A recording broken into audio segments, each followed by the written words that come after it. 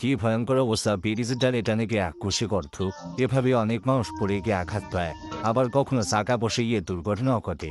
ব্রিজের ডালে এমন অবস্থা দীর্ঘদিন দিয়ে মানুষের ভোগান্তি কারণ তা সহজেই মেরামত হয় না। দুর্ঘটনা হলেও এমন ভাঙ্গন কারো নজরে আসে না।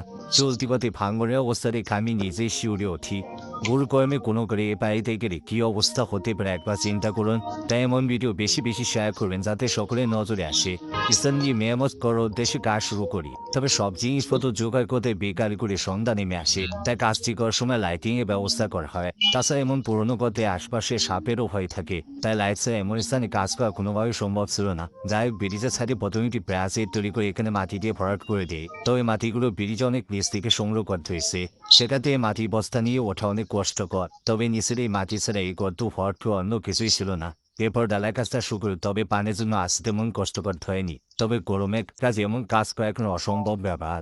তবু এমন কাজ করতে করতে এই কাজ প্রয়োজনের নেশায় পরিণত হয়েছে। তাই প্রতিদিন চেষ্টা করি যে কোনো একটি জায়গায় মেরামত করা, কারণ সড়কে এমন বিপজ্জনক স্থানের অভাব নেই। আর আমাজনে যদি মানুষের চলাচলের সুযোগ সৃষ্টি হয়, এটি আমার জীবনের সার্থকতা।